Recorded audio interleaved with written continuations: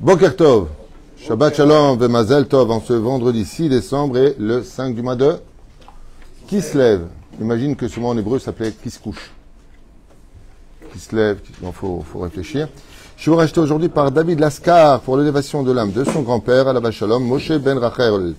Pour les 30 jours, Hashem, Tenachenu, Began Eden, Elion, Vechol Ashorovim, Imo, Bichlal, Arachamim, Ve Aselichot, Vechen, Yehi Ratzon, Venomar, Amen. Tihye, Nishmatot, Rabtsura Chaim, Bezrat Hashem Itbarach.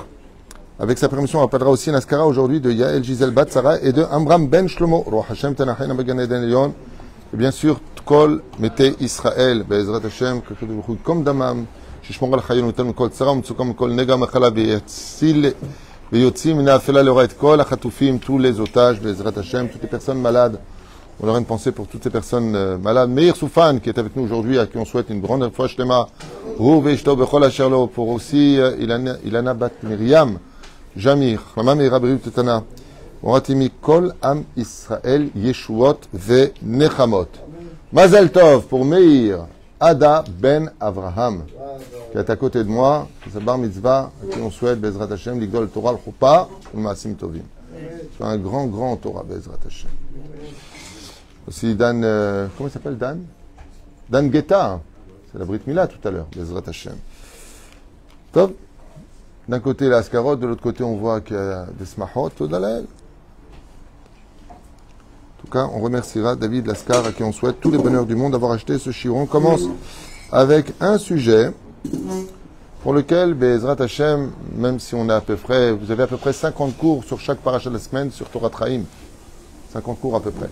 Par paracha, différents les uns des autres. Donc celui qui veut voir un peu la paracha de quoi elle parle, il tape Twitou, hein, il regarde, et il a sur chaque parachote à peu près une cinquantaine de cours différents qui passe du Pshat jusqu'au Sod. Et aujourd'hui, on va étudier une moralité à retenir qui fait mal. Une moralité qui, d'abord, qui répond à beaucoup de questions. Parce que c'est vrai qu'il y a vraiment beaucoup de passages dans la Torah, on se demande pourquoi ils sont écrits. Il y a vraiment beaucoup de passages. Yaakov Avinu travaille pendant 7 ans pour Rachel, il se fait avoir, on lui donne Léa. Il retravaille 7 ans pour Rachel, il a ses 2 femmes. Il retravaillera encore 6 ans pour libérer, comme je l'avais expliqué dans un cours justement préenregistré il y a déjà 3, 4, 5 ans, j'en sais rien, sur le Zohar et le Soda Hashmal. Pourquoi est-ce qu'il travaille là-bas? Pour libérer les âmes juives prisonnières dans les troupeaux de Lavan. C'est pour ça que le prophète le dit ouvertement, Am Israël Tzom Mar'iti. Vous êtes nés en tant que troupeau. On n'a jamais été un troupeau. Ben, si. Dans les moutons de Lavan. C'est pour ça que Yaakov Avinu récupéra ses nitzotzot par des simanim qu'on appelle les rayures et les points. C'est pour ça que ça revient lourdement dans la Torah pour nous dire tout nekudim, verudim, vechanetza. Derrière ceux qui sont de telle couleur, de tel point, de tel truc, mais qu'est-ce que tu cherches? Ça, c'est du pshat. Ça veut dire pour les distinguer au niveau physique, au niveau métaphysique. C'est parce que Yaakov devait récupérer toutes les nitzotzot du peuple d'Israël qui étaient tombés dans la clipa depuis la faute originelle chez Lavan. Et la reine yesh nyan shel Haran, le Zohar Kadosh nous dit c'est un endroit de colère, c'est pas le cours d'aujourd'hui. Voilà que Dieu s'adresse à lui, après donc 20 ans, et il lui dit, il serait temps que tu retournes chez ton père. Retourne dans la maison de ton père, tu as fait un éder, tu tardes à le faire, va faire ce que tu as dit. Baruch Omer, Veosé. Celui qui veut la réussite dans la vie, Meir, tu veux la réussite dans la vie? Si tu dis, je viens, va. Si je me lève, lève-toi. Ce que tu dis, tu fais. Si tu es mahmir de ne jamais mentir, et ce que tu dis, tu le fais, Alechan Emar, Baruch Omer, Veosé. Baruch, c'est béni. Quand tu dis par exemple quelqu'un qui tient tout le temps, à moins qu'il soit à nous, des fois on ne peut pas faire autrement. Donc, Adib te dire Blineder, mais c'est lui qui dit et qui fait. S'il dit par exemple, à 21 ans je me marierai, Bezrat Hashem, 21 ans il se marie. Pourquoi? La parole est créatrice. Mais il y a des gens qui disent, je vais marier, je vais faire, il n'y a rien qui se passe. Pourquoi? Parce que toute leur vie, leur parole pour eux c'est du vent. Alors pour Dieu, il te dit c'est du vent aussi. La valeur que tu donnes à ta parole sera la valeur que Dieu donnera à ta vie. Voilà. Il part. Ce qui est très curieux, c'est qu'il part sans dire au revoir. C'est bien ce qu'il a fait. Il a accueilli quand même, enfin il a été abusé, arnaqué, usé par Lavan. Il le dira. Mais il part sans dire au revoir. Est-ce que c'est bien ce qu'il a fait? Non, mais il a certainement une raison. On va essayer d'imaginer que oui. Hein. Mais d'où est-ce qu'on peut apprendre que Bémet, ce qu'il a fait était un peu bizarre? Ben, les enfants d'Israël ont été abusés pareil en Égypte par Pharaon. Il a tué leurs femmes, leurs enfants, et pourtant on ne pouvait pas partir jusqu'à avoir l'autorisation de partir. Et c'est ce que lui reproche Laban. Il dit quoi, c'est ça les religieux, vous partez, savoir vivre. Enfin, le fait, tu pars comme ça. Lama, Maïnia Nazé. Le pire, c'est pas ça. C'est que Laban poursuit Yaakov. Et le langage dans la Torah, là par contre, il est très bizarre. Très bizarre. Tout le langage, celui qui décortique un petit peu la Torah, il va se rendre compte qu'il n'y a rien de logique dans ce qui se raconte. Il lui court derrière. Pourquoi il lui court derrière? Pour quelle raison? Lavan court derrière lui. Deuxièmement, très bien, on va y arriver, mais pourquoi il lui court derrière? Tu veux que je te bloque avec cette réponse? Parce qu'il lui a pris ses statuts. C'est pour ça qu'il le poursuit? Alors justement, c'est le sujet d'aujourd'hui. Pourquoi il le poursuit? À cause des statuts. Mais quand il vient, est-ce qu'il parle des statuts? De qui il parle? T'es parti sans me dire au revoir. Tes femmes sont mes filles. Tes fils sont à moi. Les troupeaux, tout est à moi. D'accord? Astirou mashomrim rabotenu la mashalom. Sur ce sujet-là, très ambigu, pour lequel à la fin, ils vont faire un pacte en créant un hôtel. Et ce pacte-là sera annulé et en même temps refusé par un homme qui s'appelle, on n'a pas le temps, Bilam. Bilam, c'est la réincarnation de Lavan. Et c'est ce fameux passage où l'âne, dans la paracha de Balak, l'âne froisse le pied de Bilham contre une espèce de rocher, une pierre. C'est ce rocher-là. Ça veut dire qu'ils avaient prévu de ne pas passer sur le territoire l'un de l'autre. Et il va entraver cette alliance. Comme quoi, qu'ils ne tiennent jamais leur parole. Après qu'Akadosh Baruch Hu ordonne à Yaakov Avinu de retourner chez son père et que les épouses cautionnent cette décision, parce que n'oublions pas qu'il y a le passage aussi où il vient, c'est le cours d'hier, pourquoi est-ce qu'il insiste pour dire à ses femmes, Dieu m'a parlé, il faut qu'on parte, votre père il n'est pas gentil avec moi, attends, j'ai pas compris, Dieu t'a donné un ordre, qu'est-ce que tu poses la question à tes femmes? Là, Dieu dit, prends ta famille, va-t'en. Et lui, il vient voir ses femmes. Regarde le cours d'hier, il est fantastique. Tu l'as vu? Tu n'as pas vu pourquoi tu fais comme ça? T'as mal à la tête, c'est ça. Bah, tu devrais le voir parce que la réponse, elle est phénoménale. Pourquoi il pose la question à ses femmes alors que... C'est comme si que... Hein? Les hommes mariés, ils savent. Les hommes mariés, ils savent. Non, mais on parle de Yaakov, là. Et on parle de deux Maba Salé en puissance, on parle de Rachel et Léa. Et alors la réponse est simple. Ce que tu diras à Dieu, fais-le. Tu vois, c'est pas compliqué. Mais il y a une discussion. C'est-à-dire que c'est curieux qu'elle lui dise oui, de toute façon, il nous a déshérités. Je veux dire, pourquoi parler de tout ça? Je veux dire, Dieu, il a donné un ordre, on le fait, Nekuda. Là, il y a quand même beaucoup de dialogue sur une ordonnance. C'était le cours d'hier. Oufren, ils partent donc, les épouses, ils partent sans prévenir Lavan. C'est quand même assez curieux. 3 jours plus tard, comment est-ce que Lavan a su qu'ils étaient partis? Parce qu'ils étaient quand même à 3 jours de distance. Hein. Comment est-ce qu'il a su? Il n'y avait pas de portable, il n'y avait pas d'internet, il n'y avait pas de Lavian, il n'y avait rien. Sorcellerie, non? Sorcellerie, non. Elle a pris les statues. Roi HaKodesh. Lavan, Roi HaKodesh. Non, Roi HaKotej, le matin, maximum. Roi HaKodesh. Kulot Tamem et Toumé. Hein? Eh bien, la réponse est dans le Midrash Tantruma, entre autres. Elle est rapportée dans le Midrash Agadol, Ve'od, Ve'od. Il n'y a plus de bracha.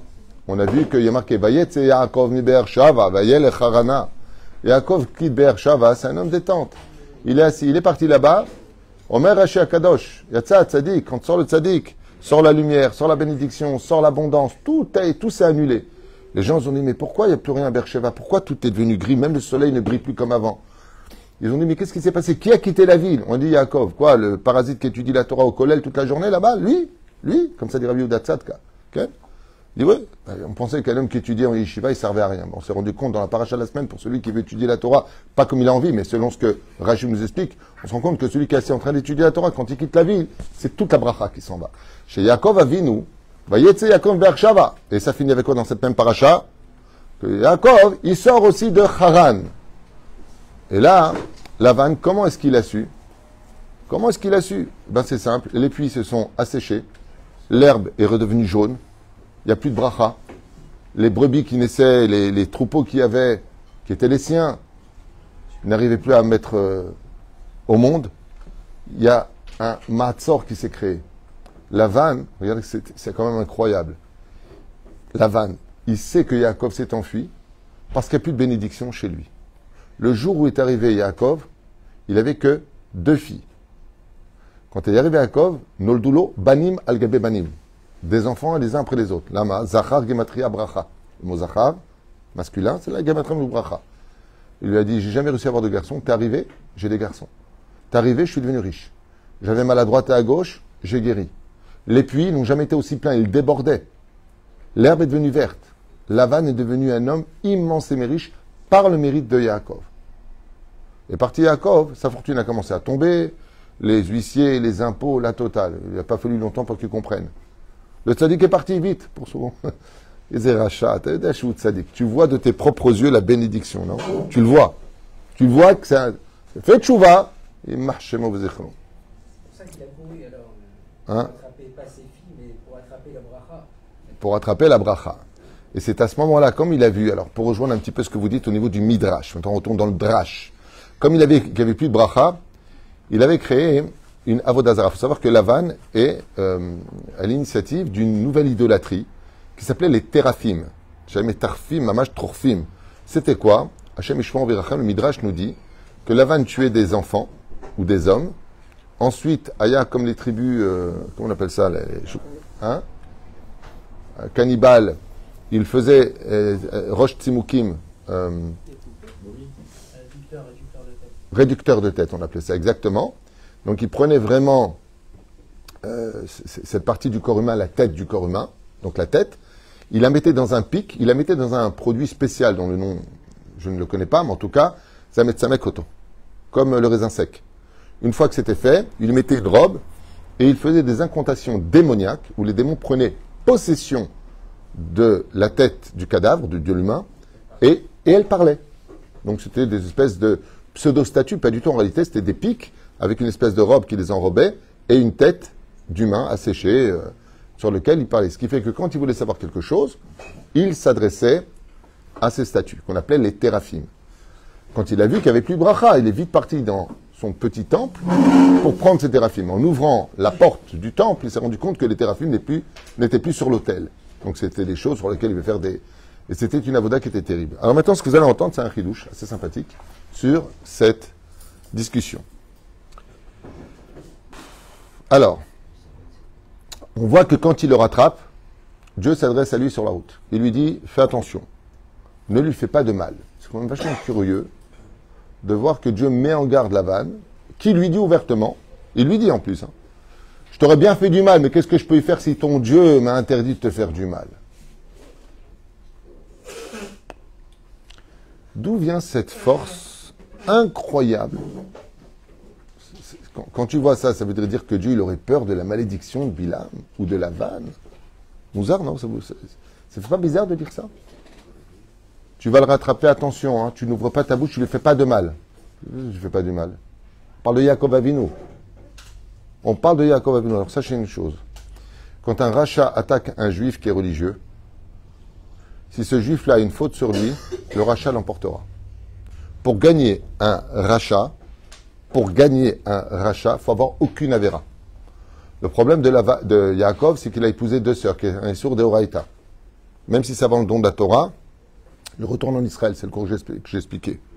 Donc lui, sur quoi il se base? De toute façon, tu as fait une avéra, tu as épousé 2 sœurs.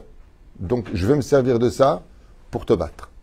C'est-à-dire que le combat entre Israël et les nations n'est pas un combat géopolitique, n'est pas un combat démographique, n'est pas un combat idéologique et encore moins politique. C'est un combat spirituel. C'est pour ça nous les Juifs, quand on prie pour gagner, on dit Ose Shalom Bim Rumav. C'est exactement ce qui se passera dans la paracha de la semaine prochaine. Avant de rencontrer Esav pour le combat, d'abord il bat l'ange d'Esav dans le ciel. Quand on veut gagner la guerre, il faut envoyer des mitzvot, nos munitions à nous, ce qu'on dit tous les matins, nos munitions à nous, par le biais de nos chayalim, nos munitions, c'est les mitzvot. Ce ne sont pas ni les chars, ni les armes. Chez Neymar, Ele barechev, ve'ele basusim, va'anachnu, beshem Hashem. Eux viennent avec des tanks et des chars, ce que tu veux. Nous, on vient avec le nom d'Hachem. Pérouche d'abord avec des mitzvot. C'est pour ça que le roi David, Yoshua Benoun, ne prenait jamais un soldat s'il avait fauté. Si tu viens avec moi, tu vas mourir. Ne viens pas. al techeta. Pourquoi? Parce que pour battre des Rechaïm, il faut avoir 100%. Donc Lavan, il compte se servir. C'est pour ça que vous allez toujours voir des gens qui sont mauvais, des méchantes personnes. Vous êtes religieux. Vous allez voir que tout ce que vous allez faire de bien au niveau de la Torah, ils disent rien. Mais la moindre erreur, t'as vu le religieux? C'est-à-dire qu'ils se serviront toujours de aïe, machatan ou ma'avinu. Ça veut dire qu'il y a un procès contre un autre. Tov she'aseh tachanunim, verzor b'tshuva shlema. Quelqu'un qui a un problème avec quelqu'un d'autre, she'arzor b'tshuva shlema. Tshuva shlema. S'il est tzaddik gamour, il ne peut rien faire contre lui. Yaakov est tzaddik gamour. Seulement, il a un avéra dans les mains, laquelle il a épousé des sœurs. C'est pour ça que Rachel met sur la route pour le déconnecter de cet avéra. Tov, l'homme est chané. Tov, en le rattrapant, ce qu'on peut constater, c'est que ni il embrasse ses filles, ni ses enfants, ni ses petits-enfants, ni gâteau, ni cadeau, ni confiserie, shum davar. Donc, en d'autres termes, c'est un pur PN, un homme extrêmement égocentrique qui ne pense qu'à lui, il n'en a rien à faire. La seule chose qu'il a à dire, c'est de dire à Yaakov, regardez bien ce que c'est un rachat et ce que c'est un PN, par excellence, c'est lui. Alors lui, tous les symptômes du manipulateur pervers narcissique sont en lui. C'est que, qui est devenu riche grâce à qui? Lavan est devenu riche grâce à Yaakov ou le contraire? C'est grâce à Yaakov qu'il est devenu riche, c'est ce que nous disent les Chachamim. Il est arrivé, la preuve en est, comment c'est qu'il est parti? La bracha est partie. Alors c'est vrai que par la suite, Yaakov est devenu riche par le biais de Lavan, parce qu'il lui a quand même donné des troupeaux, les filles qui sont nées de lui. Mais non, il les a achetés. Il les a achetés cette année. C'est un kinyan. Donc il lui a pas donné. C'est pas grâce à ce que je t'ai donné que tu es devenu riche. C'est parce que je les ai achetés. Jour et nuit, je n'ai pas dormi. Dans le froid la nuit, dans la chaleur du jour. Pour les troupeaux. Chaque animal que j'ai ici, je l'ai remplacé. Pour toi, dès qu'il y avait un animal, toi blessé, comme j'étais responsable, il se cassait la patte, je le prenais chez moi, je te donnais un de chez moi, propre, neuf. Donc tu peux rien me dire. Qu'est-ce qu'il lui dit? Tout ce que tu as, c'est à moi, c'est grâce à moi. C'est-à-dire tout ce qu'on lui fait de bien à lui, il le retourne comme si c'est lui qui faisait du bien à l'autre. Aucune reconnaissance. Jusque-là, ça va, on avance. Mais il dit à Yaakov, pourquoi retournes-tu à la maison de ton père et tu me voles les téraphimes? Et là, j'ai une question terrible à vous poser. Imaginez que vous recevez un très très grand rave à la maison. 1m84, beau gosse, sympathique. C'est là. Rav tout. Cela me rendrait tout tué. Maintenant, sincèrement, imaginez que vous recevez vraiment un grand rave. On parle vraiment d'une bombe atomique. Le Rav Shteman à la maison. Le mec, il a des statuts d'Avodazara. Est-ce qu'il va se poser une seule seconde? Non, sincèrement, je vous pose une question bête. Est-ce que vous allez poser une seule seconde que si vos statuts d'Avodazara ont disparu, c'est le tzaddik qui les a pris? Est-ce qu'un tzaddik, Bichlal, il rentre même pas dans une maison où il y a des statues? Comme c'est marqué, Bo Beruch Hashem, Kipinité Etabait. Pour faire entrer Eliezer, serviteur d'Abraham, ils ont vidé la maison d'idolâtrie. C'est marqué noir sur blanc dans le texte. Comment tu peux te mettre dans la tête que Yaakov, il a pris des téraphimes? En plus des trucs démoniaques, il va les prendre avec lui. T'as vu la traite, c'est né? Hein? Alors il les aurait détruits sur place, il les aurait trouvés cassés. Il y a une misva, Nachon, vous avez raison, c'est marqué dans la Torah. L'Avodazara, faut la ou casser ou brûler, l'idolâtrie. Alors il l'aurait fait sur place. Mais là, il les a pris avec lui, les mains. Chachamim nous disent, Aïm salka de atach. Est-ce que ça viendrait à l'esprit de quelqu'un de se dire qu'un tzaddik va prendre des statues? Il y a un verset, en fait. Parce que vous avez dit, c'est un pervers narcissique. En fait, c'est par les statues que moi j'ai ma bracha. Et toi, quand Yaakov, tu t'en vas, tu veux garder la bracha, et toi, tu gardes mes statues. Alors, les statues n'aimaient pas la bracha. Il n'y a pas de marloquette là-dessus. T'imagines ça? Non. C'est bien joué, mais c'est pas le cas à Colombo. C'est qu'on est face à une situation où les statues dévoilent des secrets, mais ils n'apportent pas la bracha. Je vais te dire par exemple certaines choses. La preuve en est, avant qu'il vienne, il était à la panim. Il avait les téraphimes pourtant. Ça ne lui a pas apporté la bracha. C'était un indicateur. Il lui reparle, il lui dit voilà, fais ça et ça et ça. C'est là. Par exemple, pour les téraphimes, il dit si je vais changer Léa pour Rachel, est-ce qu'il va se rendre compte? Non, il ne le verra pas. Il doit pratiquer dans l'obscurité totale. Donc, Ok, c'est bon, je peux le faire. Hein? Moi, non, j'ai pas pété. Tov. J'ai pété Khali. Quel rapport, en plus, entre les téraphimes et, là encore, une grande question qui se pose dans le texte, donc on va pas le lire en hébreu pour le traduire en français, mais il lui dit, ouais, tu retournes parce que, maintenant, tu retournes chez ton père, tu m'as pris les téraphimes. Quel rapport avec le fait qu'il retourne chez son père et prenne les téraphimes? Tov. Maintenant, on va répondre à tout ça. Comment est-ce que Lavan aurait pu penser qu'un tzaddik comme Yaakov prenne avec lui de tels immondices? Lavan, il faut savoir une chose. était un fervent idolâtre de son idolâtrie, de ces fameux téraphim, et cherchait, ça ce que je vous dis c'est livré Chazal, cherchait des émissaires pour diffuser son idolâtrie dans le monde. Et c'est pour ça qu'il dira d'en faire des adeptes, je préfère te donner Rachel à toi que le donner à quelqu'un d'autre. Ma'asiba. Perouche Adavar, que Lavan, la raison pour laquelle il a voulu garder absolument Yaakov, tu ne vas pas partir, c'est parce que Yaakov est une source de reconnaissance absolue. En lui donnant ses filles, il comptait, chose que vous ne savez certainement pas, faire de lui son adepte numéro 1.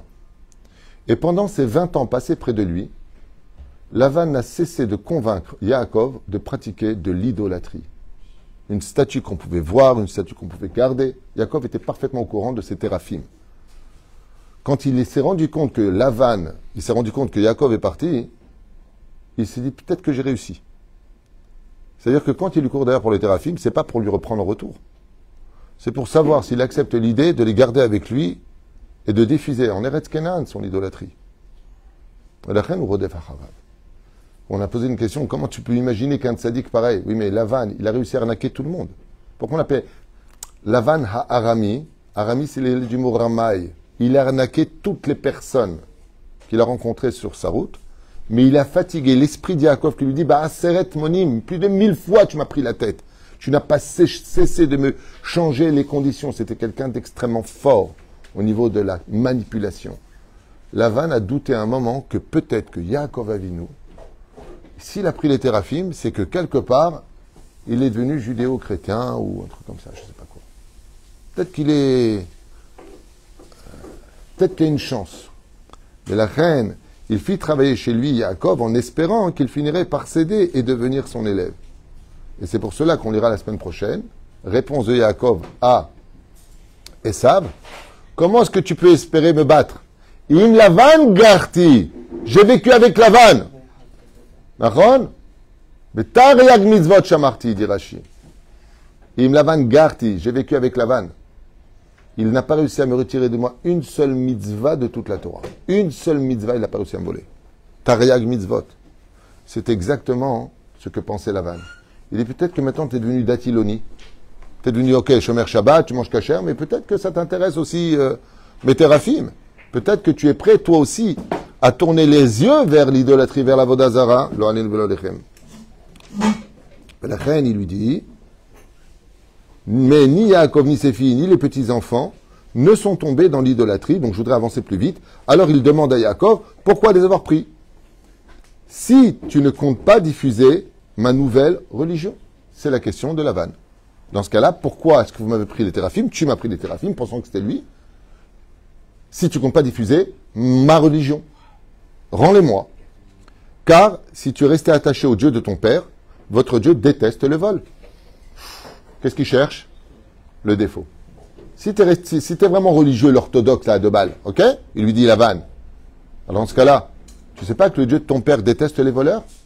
Moi, je suis voleur parce que dans ma religion, c'est une mitzvah de voler, il lui dit Lavan. Mais toi, Akadosh Baruch Hu, il aime les menteurs, il aime les voleurs. Et on voit que Yaakov le prend mal. Et regardez bien la suite. Yaakov maudit sur place toute personne qui aurait pris les téraphim, ne sachant pas que c'était Rachel. En maudissant Rachel, il a condamné à mourir. Je veux dire, Chaz v'Shalom, que chez nous, il y a des voleurs. Nous, les Juifs, il y a des voleurs. Et sur quoi se sert Lavan? C'est ça, les religieux? Vous volez? Vous arnaquez? Donc, tu veux garder les téraphim? T'es un arnaqueur comme moi? Tu mens comme moi? Vous vous rendez compte le dialogue, comment il change au niveau de la lecture de la Torah ici? Et là, tout rentre dans l'ordre. Tout s'explique. Écoutez bien. Mikad, de là.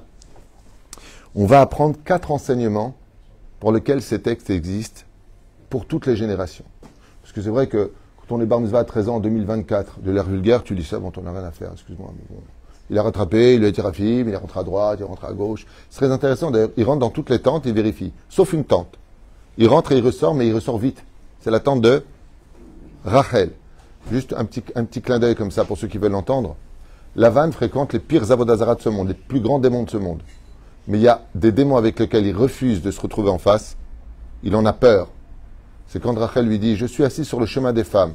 Traduction littérale, je suis Nida. Qu'est-ce que fait Lavan? Pzz, il se sauve. Il dit, démon, je veux bien, mais l'impureté de la Nida, ça va trop loin pour moi. Juste à retenir pour ceux qui ne sont pas encore Shomer Nida.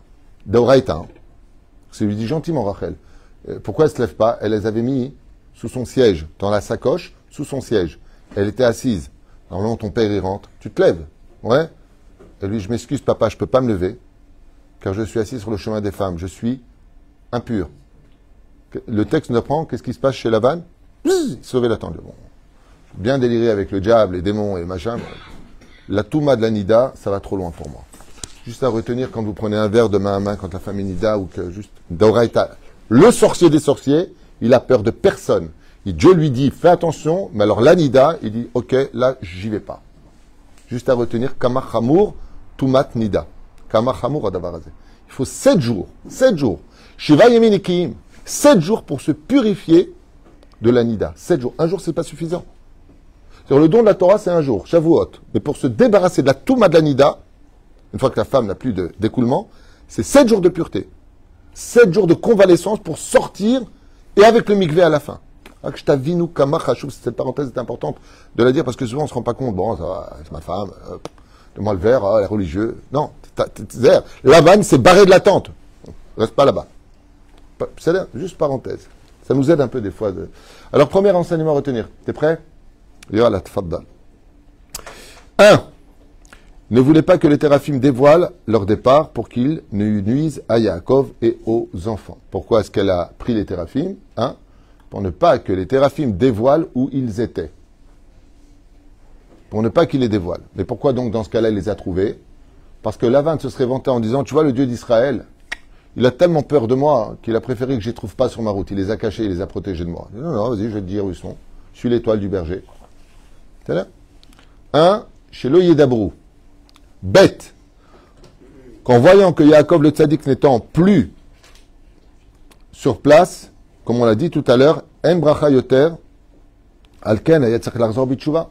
Rachel a espéré, avant de partir, faire un cadeau à son père, malgré la méchanceté, comme elle a été vendue et trompée par son père, qu'en voyant qu'il n'y ait plus de bénédiction, Oulai yerzor avi bitshuva. Peut-être que mon père fera teshuva, grâce au fait que maintenant, il n'y ait plus cela. Mais quel rapport?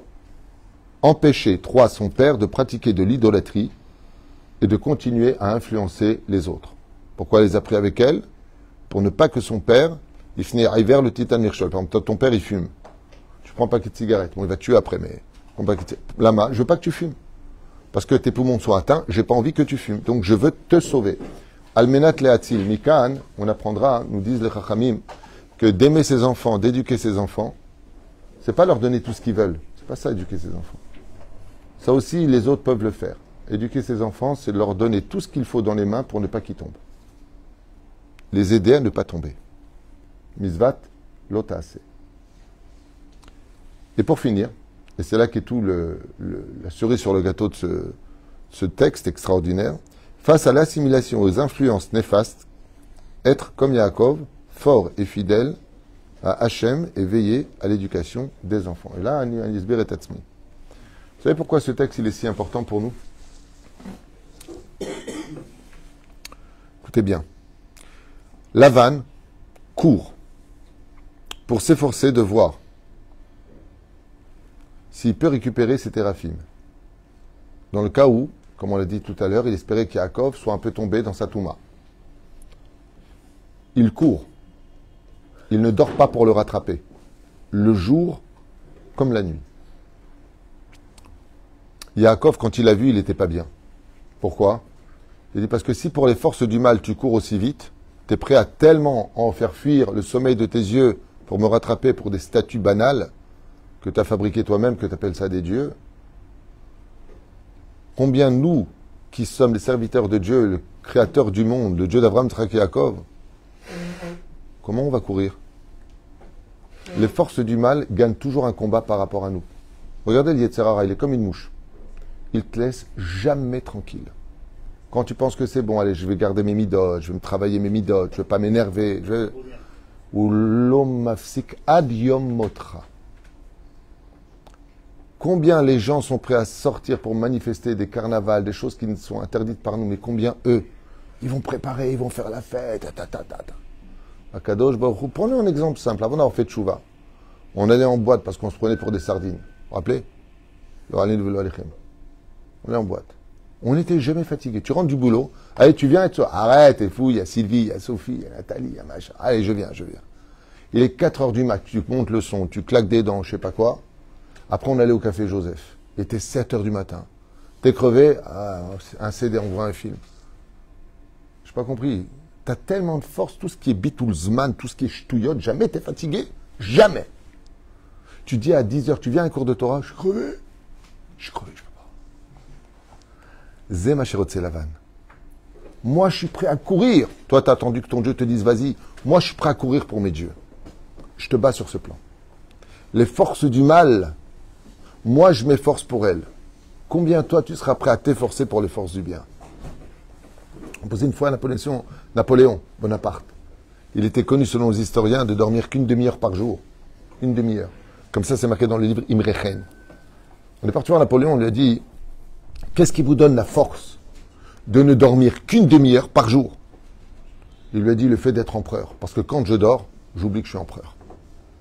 Sur 24 heures, je veux que pendant 23h30, je sois éveillé pour être conscient de ma place d'empereur sur l'Europe. Un roi qui dort, il est comme tout le monde. Mais quand il est réveillé, il est roi. Un Ben Israël, quand il reste éveillé, alors il reste Ben Israël, mais quand il dort, alors c'est le fils du Nachon, c'est un fils de roi. C'est comme ça dit la Gemara dans Péa, Masechet Shabbat. Chacun derech benachi, benem elchim labod de shaot shaot. Aval, de l'autre côté, quand on est réveillé, qu'on étudie la Torah, quand on fait des mitzvot, alors on éveille en même temps la conscience à nos responsabilités. Et ce sont tous ces messages magnifiques et universels. Enfin, moi, je trouve que c'était magnifique ce qu'on a appris ensemble, de faire passer ce message sur cette paracha, Bezrat Hashem, sur le fait que cet enseignement est un enseignement du Rav Yonah, de Chagav, pour le citer, ce qui est extraordinaire parce qu'il réunit en même temps beaucoup de points sur lesquels d'abord on pose des questions. Comment se fait-il que tu cours après les téraphim? Et ce qui est très intéressant, c'est que ce sont ces mêmes téraphim qui, quelque part, ont accusé Rachel. Elle les avait sous elle. Et vous savez pourquoi elle les avait sous elle? Je vous donne un petit secret du Hadat. Vous savez pourquoi les amis, elle était Nida, les amis là-bas? Parce que si les téraphim avaient entendu que Lavan était là, ils parlaient. Ils auraient crié, on est là. Mais elle a mis de la Nida sur elle. Elle a mis de la Touma sur la Touma. Ça a étouffé les téraphim. On va dire à quel point la Torah nous met en garde contre l'impureté. La Torah nous met en garde sur le fait que pour les forces du mal, comme j'ai dit un jour, ils manifestent toute la journée. Les gens qui manifestent, 100 000 personnes, 150 000 personnes. Moi, un jour, j'ai posé la question, je dis, pourquoi on ne sort pas tous manifester? Il faut être Shomer Shabbat. Pour n'importe quoi, ils manifestent ici. Ouais, on veut le Bet Mishpat Elion. Pour n'importe quoi, ils manifestent. La Gay Pride, 300 000 personnes. Pourquoi on ne sortirait pas, nous, 500 000 personnes pour dire, on veut un pays Shomer Shabbat? C'est exactement ce que dit Lavan dans la paracha. Lavan, il dit, regarde, moi je suis prêt à courir, toi, t'es prêt à quoi? Moi, je suis prêt pour les forces du mal à donner ma vie, toi, t'es prêt? Alors c'est pour ça qu'il dit, je rejoins la maison de mon père. Ce que tu dis ne marche pas. Mon père, il a donné sa vie sur la Kedat Yitzhak. Toutes vos accusations ne marchent pas. Lama ki en kmo am Israël. Baruch Adonai le'olam amen.